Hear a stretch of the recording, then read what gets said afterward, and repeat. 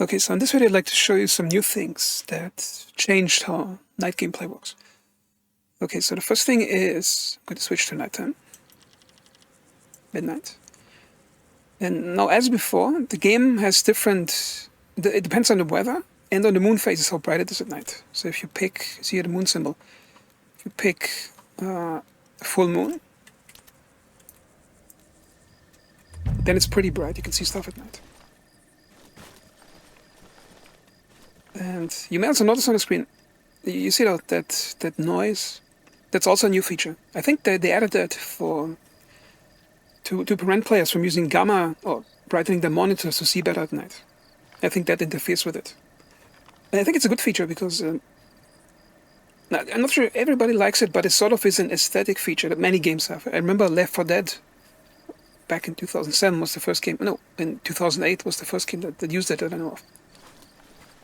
And of course there's some other features. And there's a new flare you can use. You get 2 in your inventory by default, and those have to be put into the pistol slot.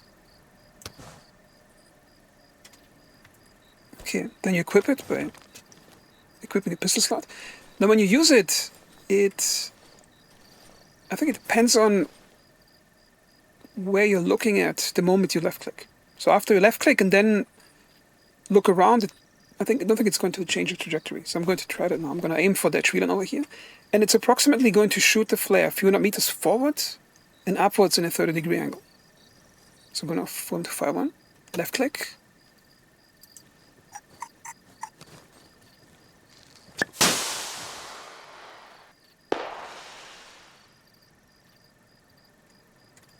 Okay, let's try another one.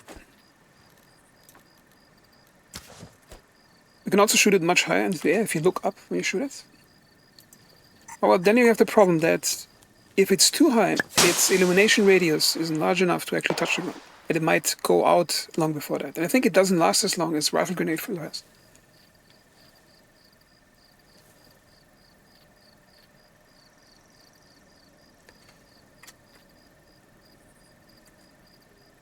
And if you switch the game to night, to a much darker night, let's say we take a moonless night. You can see you can still see the horizon, and it's pretty dark now. But let's say we also make the weather much darker.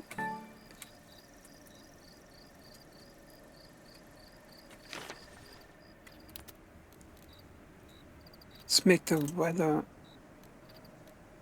overcast. Now it's really dark. Now it's basically just you can make out the sky and the tree lines, and that's it. And if you have combat in those situations, it's actually pretty interesting. So I'll play a clip now from the last 2 nights I was playing at night. Combat is much more exciting now in night because you're basically just shooting at tracers coming out of tree lines. It's really confusing, and I think it's pretty realistic, and I think it's pretty exciting too.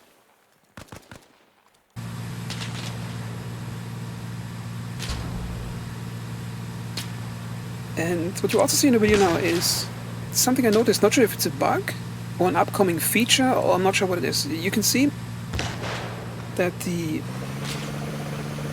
tree lines stop rendering, and you can see beyond that limit the light cones of vehicles rendering. That means that developers may have extended the draw distance for vehicles and their light cones beyond what I think is like 1.5 kilometers per stand. Well, perhaps it's just a bug, I don't know.